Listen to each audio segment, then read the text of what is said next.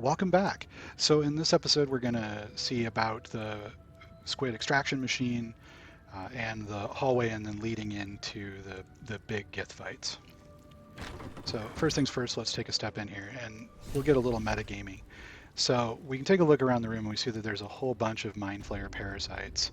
That's because the machine is extracting them, but it kills whoever it extracts it from. And mechanically in the game, what's going to happen is if you get in the chair, it's going to have you make some intelligence and wisdom saves. And if you make them all, what will happen is your parasite will get stronger and you'll be able to use your Mind Flayer powers as a bonus action rather than just an action.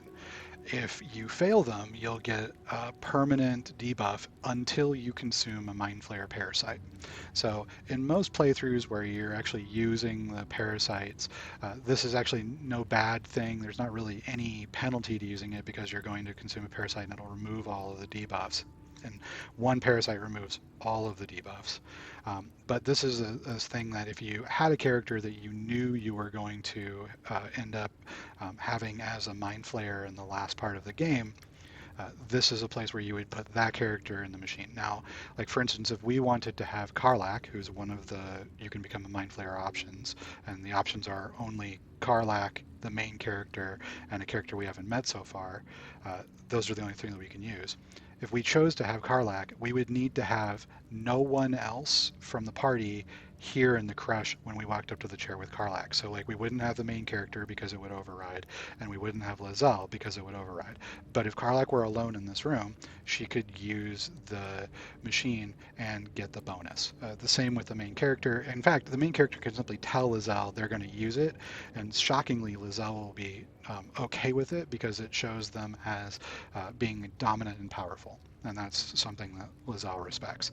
We, however, since we're not using Mind Flayer powers, don't want to get in the chair at all. And that's because we're not likely to make all three of the checks. We wouldn't use the Mind Flayer powers even if we did. And in order to get rid of those, we would need to consume a Mind Flayer parasite, which we're not doing. You can tell because we don't even have the Mind Flayer power screen. So what we are going to do, though, is we're going to kill the principal healer here. And that's pretty straightforward to do. We're just going to crouch and shoot. She's a easy opponent to deal with. It's just one person because we cleared out the room. If in fact we go through the machine and we end up coming on and talking to her, she'll try to trick us and come out into this room and set up an ambush for us. So there's no like really good way of not killing her, but we're going to kill her right here. So we'll go ahead and start off our attack. You sought a fight, and now you have one. Right. So again, she's not fast enough to go faster than us, which is going to be her misfortune. Another day, another fight. And we can go ahead and use the portent dice if we want, or we can pass. Because we have so many attacks left, I'm not going to. I am fury. I am death. And that's going to vary a lot based on the portent dice that your version of Gale got. Parasite. Right. Take it. So It we know our might be Dream Guardian useful. really wants us to take parasites. Here is something kind of interesting. So the Aberration Hunter's Amulet will give us advantage on intelligence saving throws. And that is a great ability if you're going to use this chair, because the saves, some of them are intelligence based. So it's actually valuable to kill her before you use the chair, even in a normal playthrough. This also gives this Ancient Grudge's ability, right, which we can get attack rolls with advantage on aberrations, which Mind Flayers are. So we'll pick that up, but we don't really need any of the rest of this stuff. If we want to, we could see sometimes she's got food that we could use later in the game, but it doesn't look like she's got any raw meat, which is what we would actually need. All right, so having cleared this out, we're at a place where we want to level up our group, and you should have leveled by now. Right. If you're a little behind, it is not going to be that critical. So we still have this fight in the hallway that we can deal with. And here's an interesting thing. So there's a few ways of provoking. There's a group of Githyanki that are in this room. And if we shoot the archer and start combat, sometimes we can get them to actually come out here and fight us. Other times it doesn't work and we just kill him.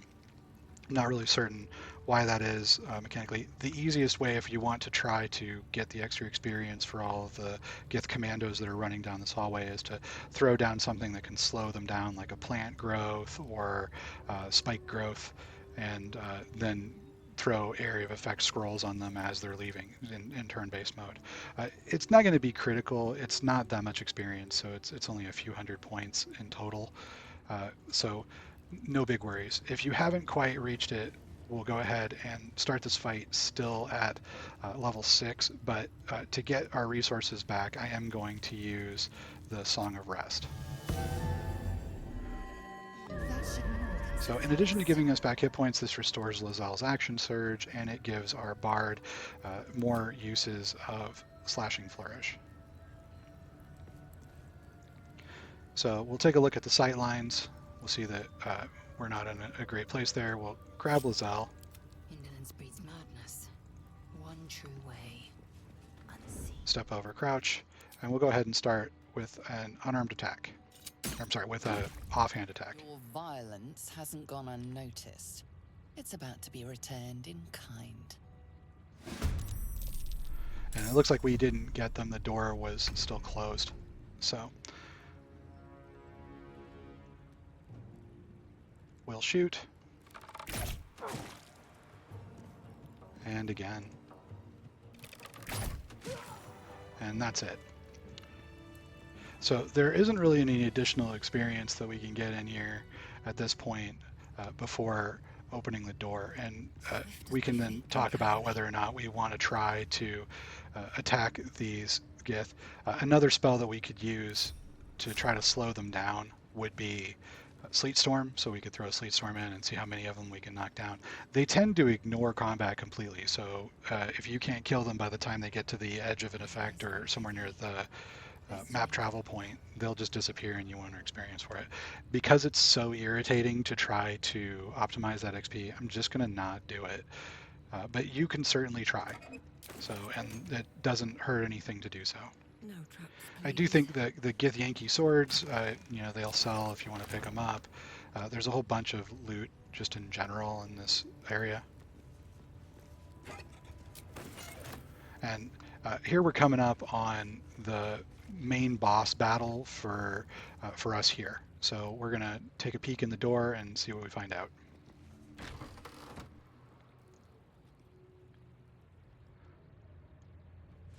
Please, Chitrai, I can explain. The latest batch of cultists knew nothing of the astral prism. They were just trying to find Moonrise. They all head there. My Gish have drafted plans to assault the tower. They are ready to fight, Chitrai. We could sift the missing artifact from the tower's ashes if you would give us... Quiet. Find the astral prism, Therazin. My patience falters. Yes, Chitrai. You heard him! Go! Do as she says. She remains your Kithrak. For now.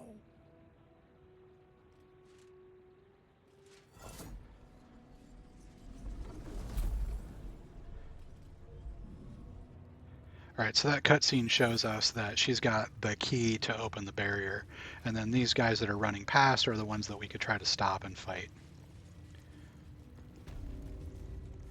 So let's take a look at what we've got in here.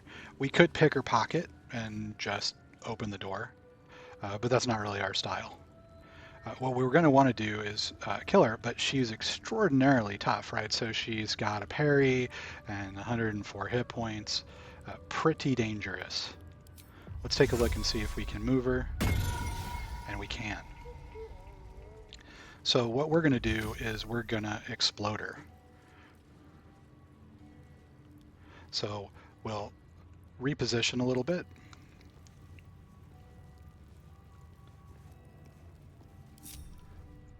And grab our main character, and so that we can get set up. This boss also casts Fear, which will make you drop your weapons. We do have a character that has calm emotions, so we could prevent that from happening, but it's not super worth doing. So in order to do 104-ish hit points, and we can take a look and see what her dexterity save is, which is not very good, so +2. We're going to need a fair bit of explosive. So let's go see what Y'llek is up to back at camp. And a lot of explosives is what we have. So we'll sort by type, and we can count on a fire wine barrel to do something like 7 to 10 on a save, right? And it does 46 damage. The oil barrels do 66, and the smoke powder barrels are going to do 44 plus 18. So we don't have a ton of use for any of these in the next act. So we can use a lot in the way of explosives in this area, and that will still be fine. So let's get rid of the fire wine that we picked up. So say 7, 14, 21, 28, and so on and so forth. 9, 10, that's going to be 70 points of damage, and because she's only saving against something like 60% of them, it's really going to be significantly more than that, so like slightly less than half again, that which is plenty.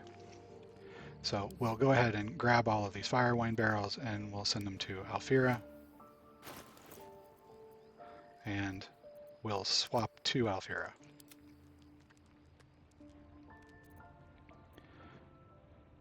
So our goal is just to get them clustered around explosives, and it can be a little hard to position.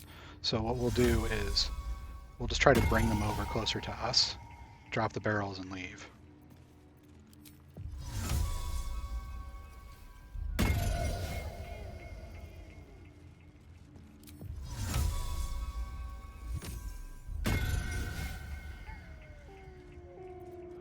And for whatever reason, this one dog does not want to come down, so we'll take it again. Not sure what's going on with this dog.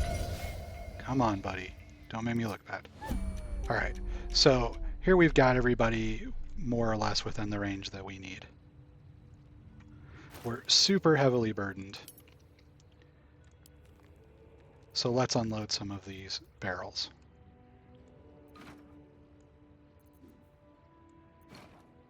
And remember, picking stuff up and putting it down is not an action.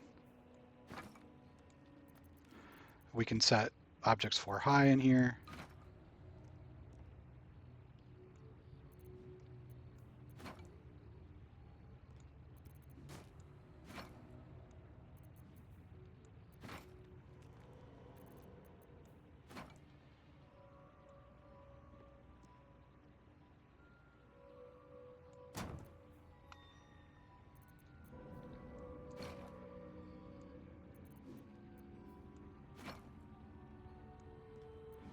All right, so that's 10 barrels, and we'll want to be pretty well clear of the explosion, so we'll just run to the back corner. One day I'll catch a break. Make sure that none of our other characters are likely to be inside.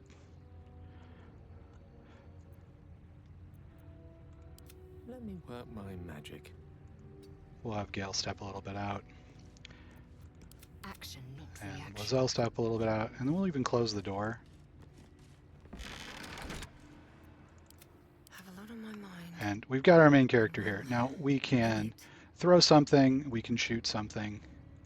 She's got a parry, so to try to avoid taking that, we could shoot her directly with an arrow.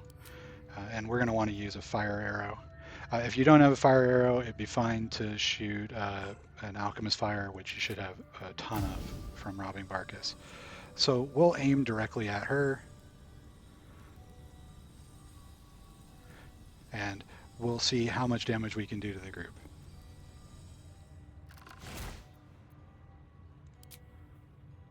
We're not really concerned about Cat.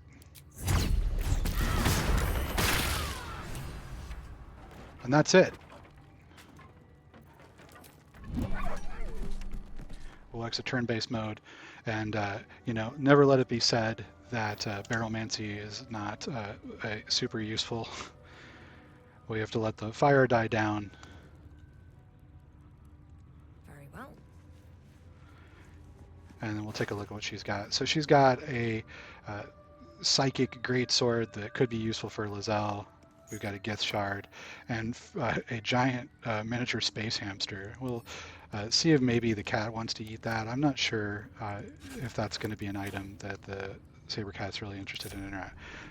And we'll go ahead and open the door. You can see that this area is red. We can't map travel out of it, but as soon as we get into here, it's not anymore. So the next battle is also pretty straightforward. So we're going to walk over to this mechanical thing, and we're going to add the shard that we just picked up, and I'll start a cutscene. Who would be? Oh, it is you. Make haste. We have business to conduct. And he'll open the door.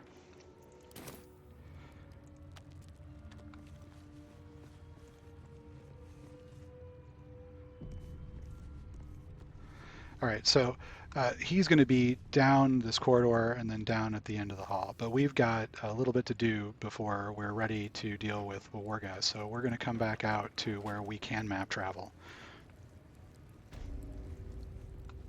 And you should definitely be level 7 by now, having fully cleared it out.